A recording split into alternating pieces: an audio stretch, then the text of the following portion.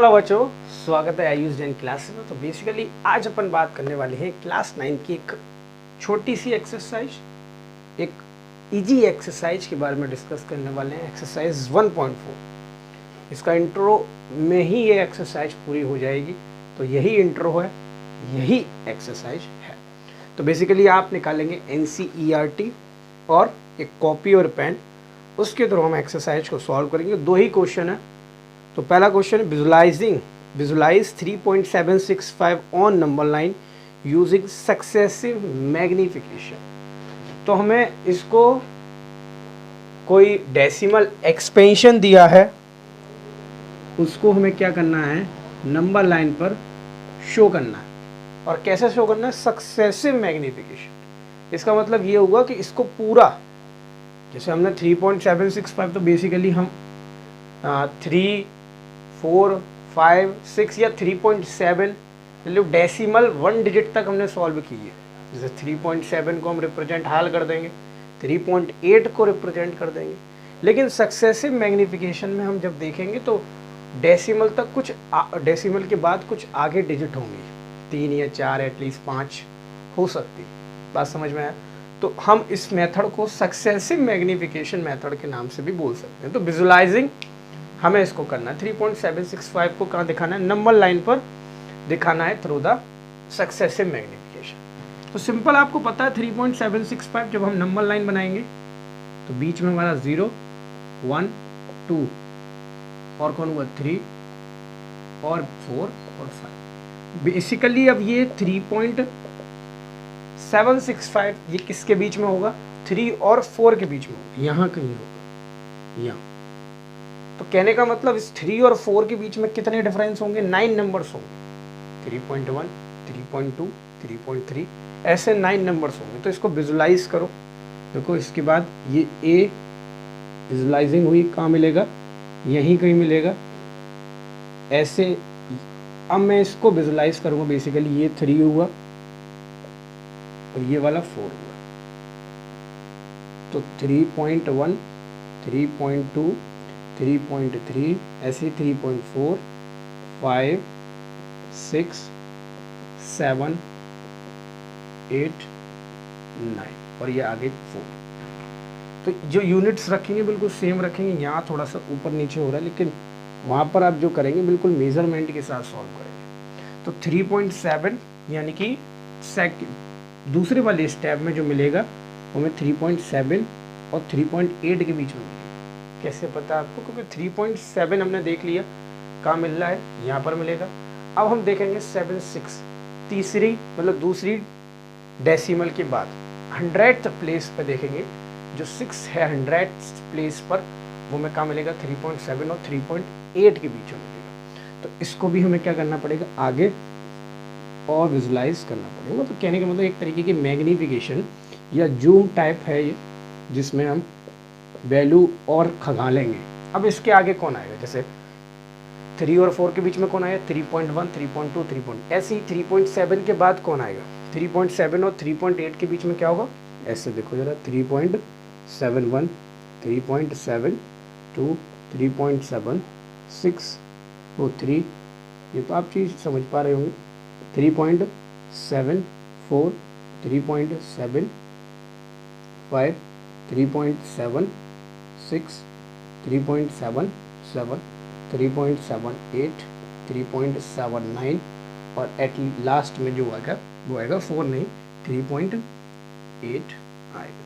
बात समझ में आ गई, कोई दिक्कत? यानी कि अब जो मैग्निफिकेशन की गई होगी वो 7, 6 करना है। तो 7, 6 किसके बीच में होगा, ये गया हमारा 3.76, ये चीज़ समझ में। अब हमें 5 चाहिए, तो 3.765, तो ये किसके बीच में आएगा, इन दोनों के बीच में आएगा। जैसे हमने देखा था 3.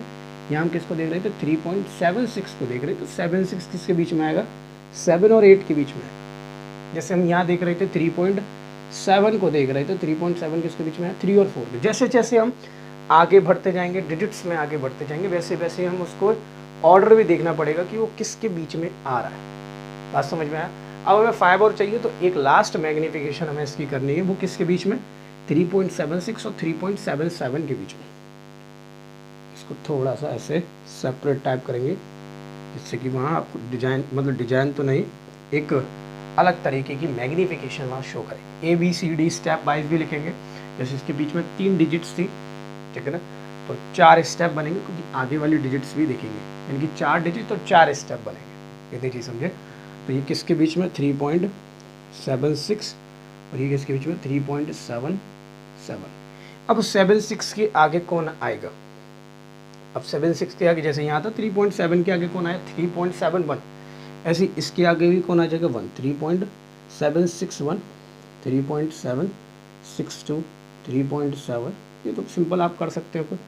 63, 3.7, 64, 3.765 मिल गया हमें। ऐसे आगे के आगे कहाँ तक हो जाएगा?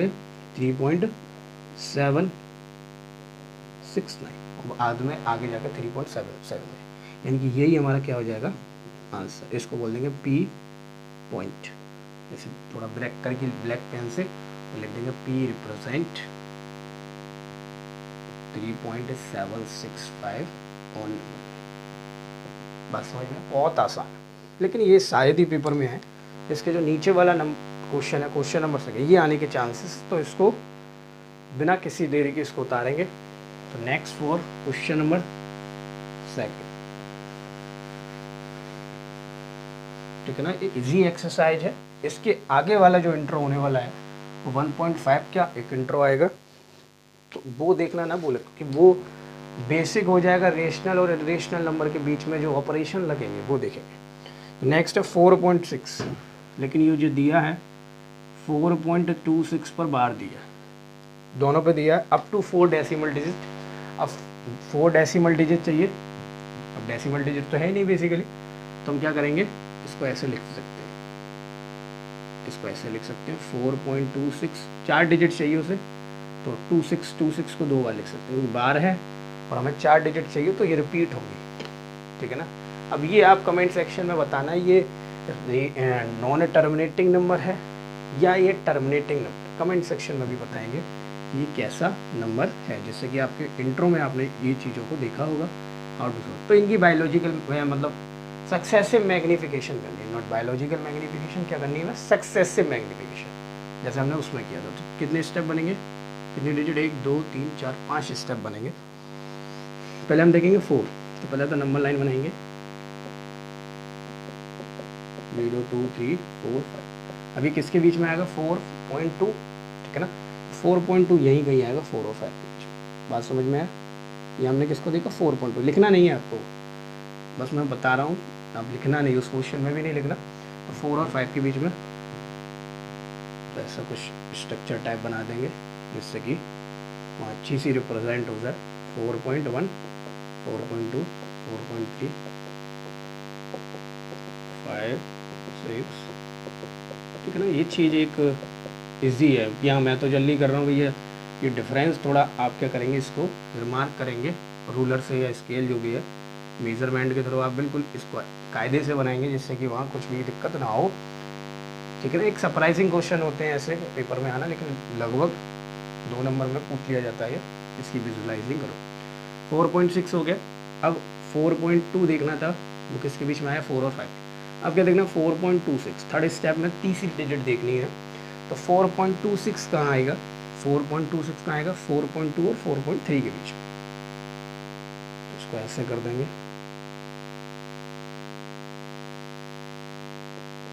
4.21, 4.22, 4.23, 4.24, 4.25 और 4.26, 4.27, 4.28, इसको थोड़ा सा